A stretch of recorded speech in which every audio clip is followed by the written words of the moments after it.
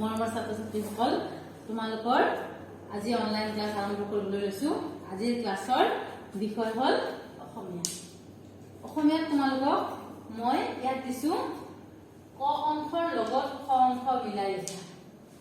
এইটো হ'ল ক অংশ আৰু এইটো হ'ল খ অংশ। ইয়াতে চোৱা, ইয়াত আছে বাঁহ, বাঁহ উচ্চাৰণটো একে, কিন্তু এইটো বাঁহৰ ওপৰত আছে চন্দ্ৰবিন্দু আৰু এইটো বাঁহত চন্দ্ৰবিন্দু নাই। ঠিক সেইদৰে গড় আৰু গড়, এই গড়ৰ ওপৰত আছে চন্দ্ৰবিন্দু আৰু এই গড়ৰ ওপৰত চন্দ্ৰবিন্দু নাই। ইফালে বাৰী আৰু বাৰী উচ্চাৰণটো একে, এইটো ৰথ আছে দীৰ্ঘইকাৰ আৰু এইটো বাৰীত আছে ৰথ হ্ৰস্বইকাৰ।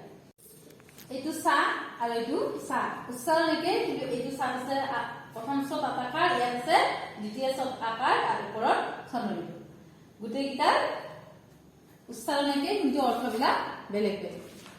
ইয়াতে তোমালোকক অৰ্থবিলাক লিখি দিছো, কিন্তু অৰ্থবিলাক কেনেকে দিছো অলপ সহজকৈ লিখি দিছো। তোমালোকে এইকেইটা ধুনীয়াকে সজাই লিখিব লাগে।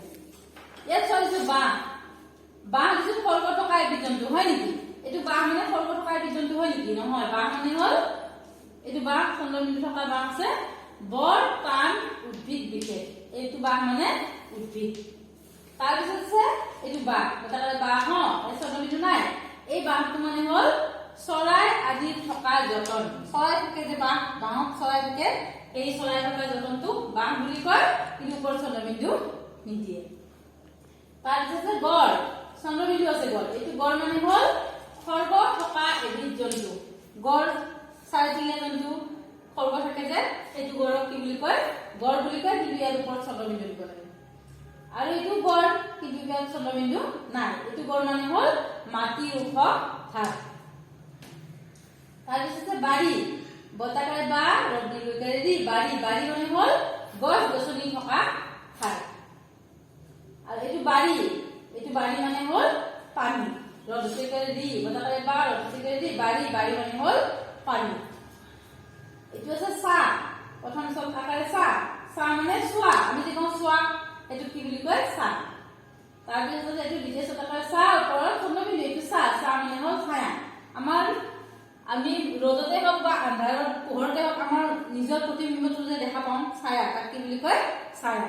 গতিকে মই কেনেকে লিখি দিছো, উলট পালটকৈ লিখি দিছো। তোমালোকে ধুনীয়াকে সজাই লিখিব লাগে। মই ইয়াত এটা সজাই লিখি দেখাই দিম, তাৰপিছত মই যেনেকে সজাই লিখো ঠিক তেনেদৰে তোমালোকে গোটেইখিনি বহীত লিখিবা, লিখি পেলাই মোক দেখুৱাবা। মই প্ৰথমতে এই বাঁহটো আৰু এই বাঁহটো ইয়াতে সজাই লিখিম, চাবাচোন। পতাকাৰে বাঁহ, বাঁহ আমি সজাই লিখিম, কি বুলি লিখিম? এই ইয়াৰ লগত এইটো লিখিম, বৰ টান উদ্ভিদ বিশেষ। ইয়াত লিখি দিম বৰ টান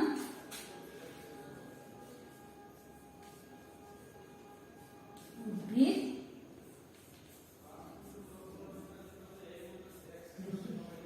তাৰপিছত আৰু এই বাঁহটো লিখিম দিয়া, তাতে বাঁহ, বাঁহ মানে হল চৰাই আদি থকা যতন। চৰাই আদিৰ থকা যতন। মই যেনেকৈ এই দুটা লিখি দিছো, ঠিক তেনেকৈ তোমালোকে বাকীখিনিও প্ৰথমতে এই দুটা লিখি ল'বা বহীত, তাৰপিছত বাকীখিনি ধুনীয়াকে লিখিবা, লিখি পেলাই মোক দেখুৱাবা। গতিকে মৰমৰ ছাত্ৰ ছাত্ৰীসকল, আজিৰ অনলাইন ক্লাছ ইমানতে সামৰিছো। ধন্যবাদ।